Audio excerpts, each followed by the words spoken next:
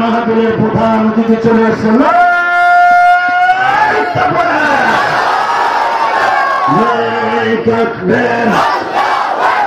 প্রধান বক্তার আগমন,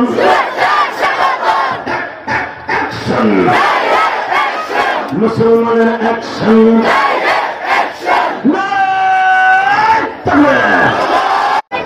এই বক্তা বলছি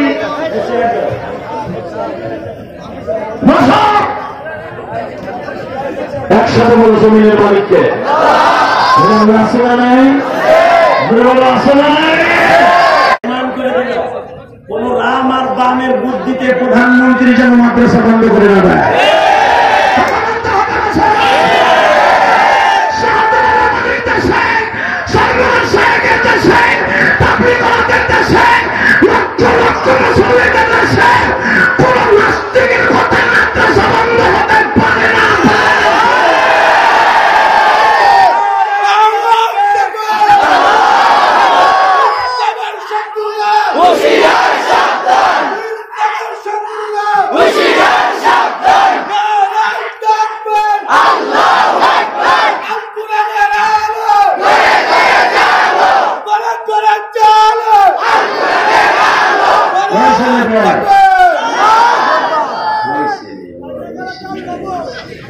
বাংলাদেশের লক্ষ যুবকের কলেজের স্পন্দন, রাজপথে লড়াকু সৈনিক যে যাই বলুক, আবেদন মসজিদ দিকে বাংলাদেশের অনপিচ।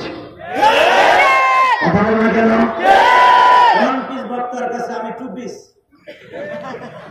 মাহমুদ দিয়ে বিদায় নিলাম। বিদায় একটা ওয়াদা দিতে চাই, সামনে রমজান মাস 30টা রোজা রাখবো, বীরদেরকে পর্দা রাখবো, 5 ওয়াক্ত নামাজ পড়বো, এলাকায় কোরআনের বিরুদ্ধে কথা বলবো, ওর বিরুদ্ধে লড়বো। জিনিস মনে রাখো, কোরআনের পক্ষে যারা লড়বে তারা জান্নাতি, কোরআনের বিপক্ষে যারা লড়বে ওরা জাহান্নামী। কথা বল না কেন? বিশ্বনবীর বিরুদ্ধে যারা কথা বলবে ওরা জারুদ সন্তান। সম্রাট আকবরের জামানায়, এইবারে দিক টাকা, সম্রাট আকবরের জামানায় হিন্দু কিছু ভদ্রলোক সম্রাট আকবরের কাছে একটা দাবি জানাইল, হুজুর ও যা করে আমরা নবী মুহাম্মাদের বিরুদ্ধে একটা নাটক করবো। নাউজুবিল্লাহ পাইতে যায় কইল, আরো জোরে কর, আরো জোরে কর, তোরাও তো নাউজুবিল্লাহ। আমার নবীর বিরুদ্ধে তারা নাটক করবে। সম্রাট আকবর ছিল হিন্দুদের 5 গোলাম।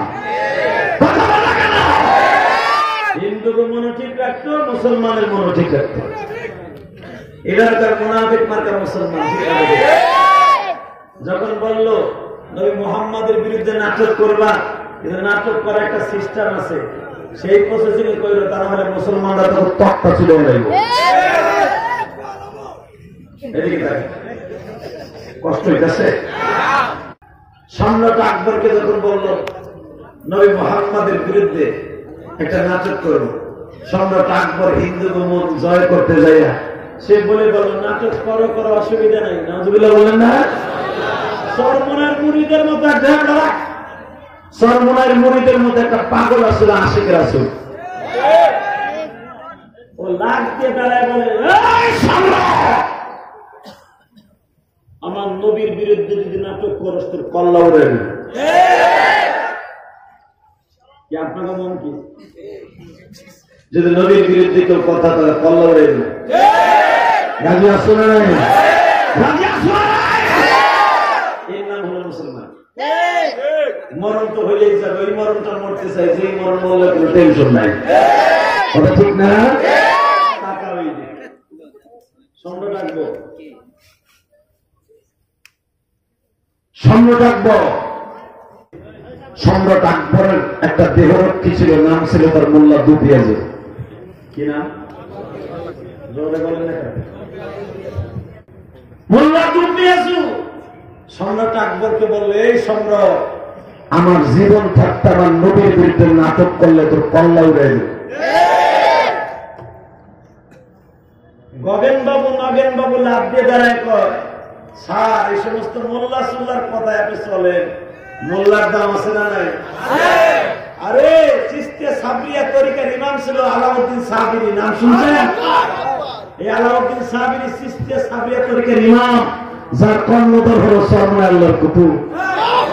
দেখা যাবে সরমুনার পাগল বলে তাও কারে করে, সরমুনার পাগল বলে পাগল কো, পাগল কোন এরা মওলার পাগল। কথা ওরা যদি আসলে সেতে ঢাকা শহর আসলে করে দিতে পারে।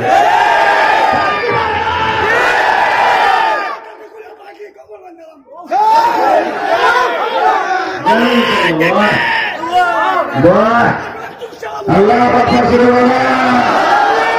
মুজাহিদ বয় এরকম দুইটা থাকে, মুজাহিদ আর কিছু লাগে লাউ গাছের মধ্যে ছিঁড়ে ফেলান যায়। আপনি উঠবো না, যেগুলা ওঠে ওগুলা পিছনের থেকে আপনি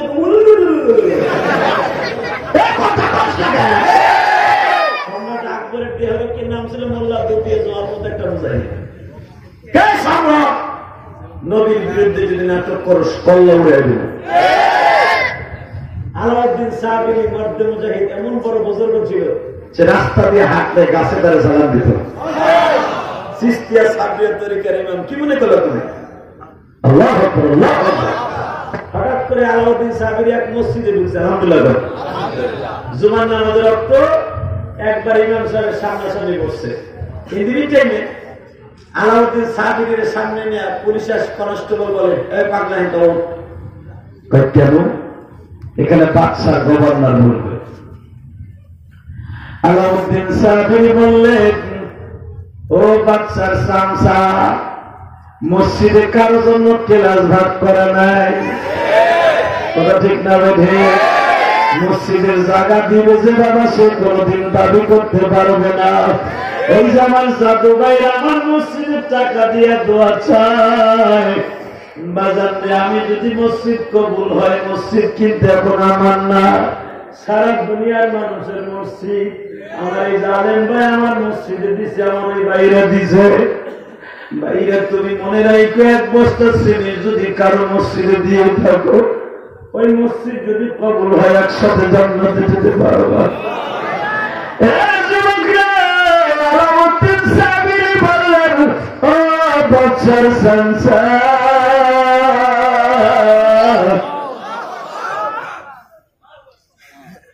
আমি এখান থেকে লড়বো না, কারণ মসজিদে কারোর জন্য জায়গা লাভ করা নেই, ঠিক না? জোরে কর, আরো জোরে, আরো জোরে। মসজিদে দেখবেন কমিটি গুলো যায় করে বসতে চায় সামনে,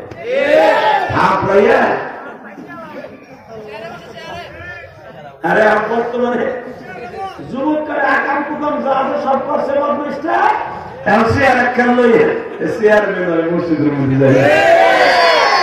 কথা কর না কেন? চেয়ারে বসে নামাজ পড়ার মাসলা পর্যন্ত কোনো মুক্তি দিতে পারবে না। হ্যাঁ, এইটা আছে, আপনি নামাজ আজু বাঁধতে পারেন না, ঠ্যার পশ্চিম দিকে পাক করে দাঁড়ান, অথবা কাজ করে বসে, চিত হয়ে বসে, কিন্তু চেয়ারে বসে না। চেয়ারের মাসলা যারা বানাই হয়েছে, মনে রাখবে বলে সব মন করা। আলাউদ্দিন সাবিরি বলেন, চিশতিয়া সাবিয়া তরিকার ইমাম, সরমুনা আল্লাহর কুতুব যার সিলসিলা, শশিন আল্লাহর কুতুব যার সিলসিলা, মারহাবা। এই ভাইজান আলাউদ্দিন সাবিরি বলে, খবরদার আমার করতে বলেন, আমি এখানে বসি তো বসি। দেখবেন জোর যার মুলুকটা আওয়ামী লীগ করলে মামলাও নাই, হামলাও নাই, কিছুই নাই। বিএনপি করলে গাড়ির পরে কাজ মামলা খায় মদন।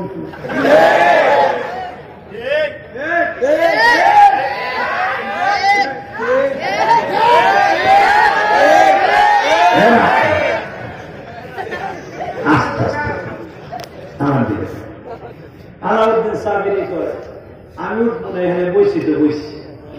এবার দেখো কয়েকজন আল্লাহর ওলি এখানে বয়ে গেছে, সাথে সাথে জোর জোর মুল্লুকটার ধাপ করে যায় নামাজ টেনে উঠে আলাউদ্দিন সাবিরি গাড়ি দিয়ে ভাই তো পাগলার সাথে উঠবো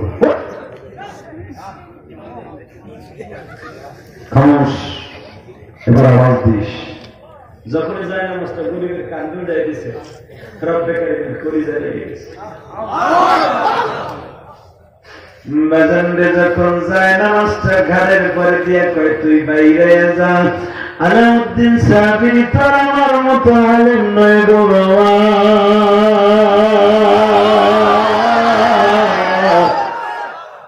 চিস্তিয়া সাবরিয়া তরিকারিম আল্লাহর কুতুব জানা মাস্টার ঘরের পরে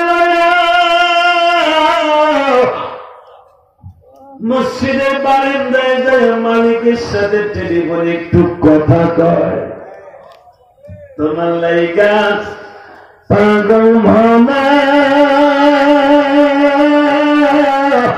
এই না জমিনে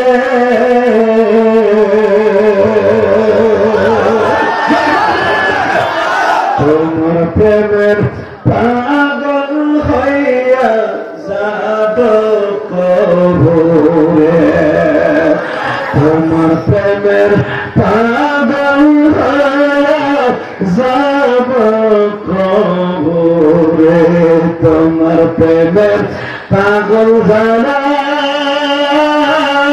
প্রেম খানা খাবে না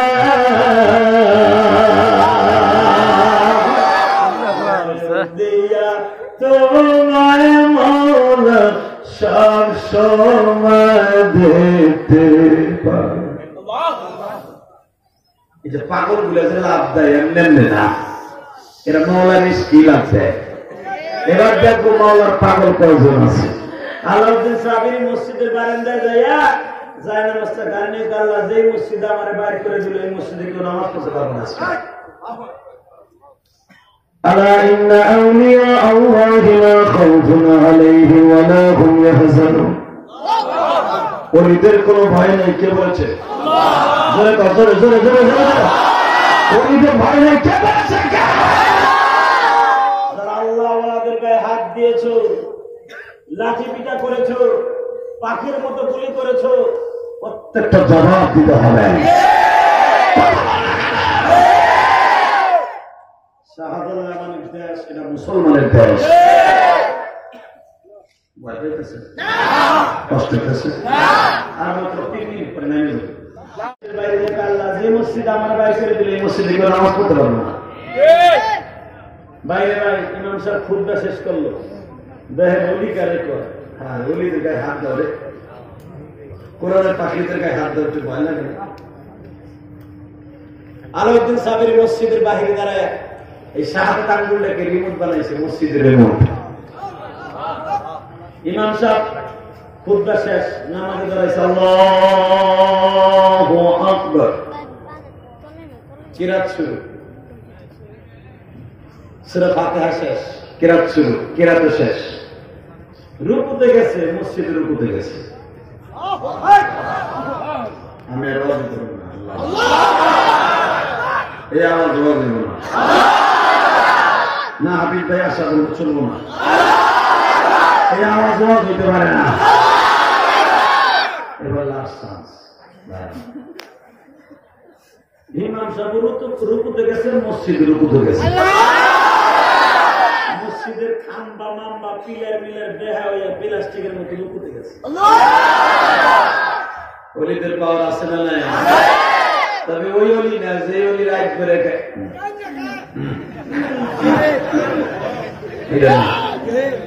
কথা বল না কে ওলি তো তাকেই বলে যে ওলির সাথে আল্লাহর সাথে সম্পর্ক তোমাকে নারায়ণ মন্দির ওলি নাই তো আছে ইয়াবা ঘর আছে বাবা ঘর আছে মহিলা পীর আছে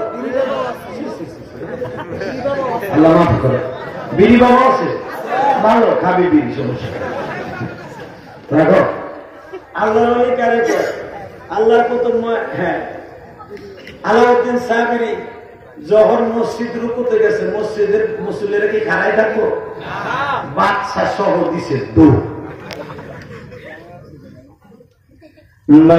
মসজিদ থেকে সবাই দৌড়ে বের হয়ে গেল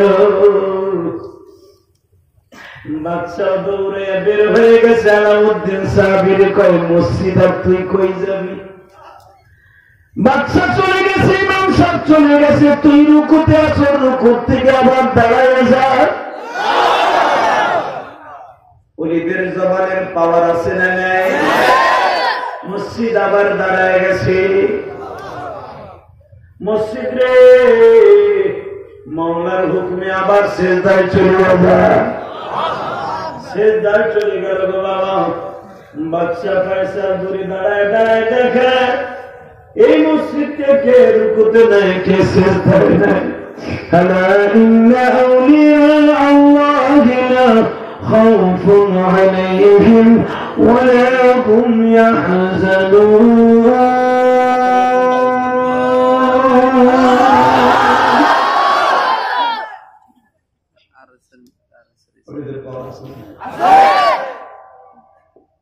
মসজিদে জিজ্ঞেস করে মসজিদ রুকুতে গেছে ভালো কথা, এবার সেজদায় যা। বাজান বাদশা দেখে এই মসজিদে কে নাচায় হাতের আঙ্গুলি দিয়া, দেখে আর কেউ নাই বিশ্বনবী। ৭,৫০০ বছরের রাস্তার চন্দ্রকে যদি দুখণ্ডিত করতে পারে তার উম্মাতরা কি একটা মসজিদ কাছের থেকে কাছে নাচাইতে পারে না? এরা নবীর পাগল বাবা,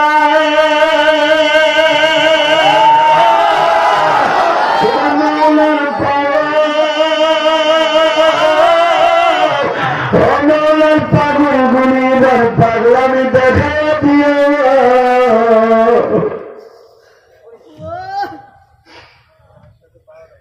আলাউদ্দিন সাহাবীকে জিজ্ঞেস করে বাদশা তোমার হাতের আঙ্গুলের মধ্যে কি আছে? তোমার বাড়ি কই? তোমার ঘর কই? আলাউদ্দিন সাহাবী বলে বাদশা আমার ঘর নাই, বাড়ি নাই,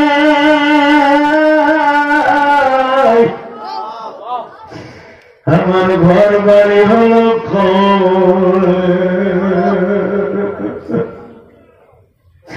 يوم لا ينفع مال ولا بنون إلا من أتى الله بقلب سليم فاذكروني أذكركم واشكروا لي ولا تكفرون।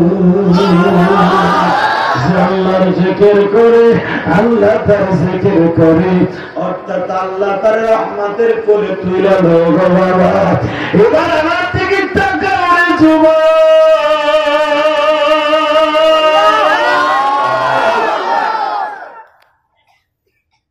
আলাউদ্দিন সাহাবীর দিকে বাচ্চা আমার ঘর বাড়ি নাই, হাতের মধ্যে কি আছে? কিছুই নাই। তাহলে এইভাবে হাতের আঙ্গুলে দিয়ে মসজিদের নামাজ পড়ো? বাচ্চা নবী যদি হাতের আঙ্গুলে দিয়ে চন্দ্র দুঃখিত করতে পারে তার উম্মতকে একটা মসজিদে দিয়ে নামাজ পড়াইতে পারে না? বাচ্চা জিজ্ঞেস করে আমার আর বাদশাহী দরকার নেই, আমি তোমার মুরিদ হয়ে যাব। আরো জোরে, আরো জোরে। এর নাম হলো আলাউদ্দিন সাহাবী। আলাউদ্দিন সাহাবী বললেন একটা শর্তে, আপনি একটা শর্তে আপনি আমার মুরিদ দিতে পারবেন। সে জিনিসটা কি জানেন? আপনার বাদশাহী ছেড়ে দিতে হবে। বাদশাহী ছেড়ে দিল, পাগলার পিছনে পিছনে দৌড় শুরু করলো। এ আমার পাগল ভাইরা, তোমরা এখন মাওলার প্রেম নিয়ে দেখাই দিল গো। যারা সত্যিকারে মাওলার পাগল তার পিছনে আল্লাহর রহমত আছে না?